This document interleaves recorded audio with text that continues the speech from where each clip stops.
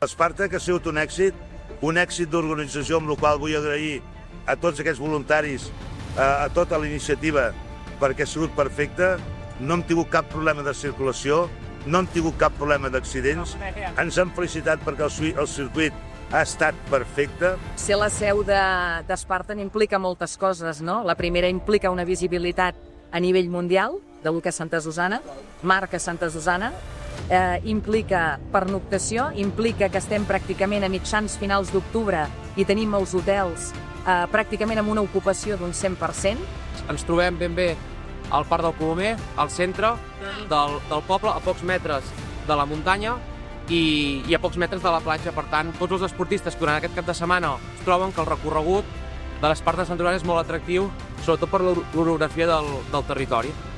Tenim un certificat esportiu, vol dir bon ambient, vol dir gent, vol dir esport i vol dir doncs, tot el que Santa Susanna en si busca per tot el que és el seu turisme.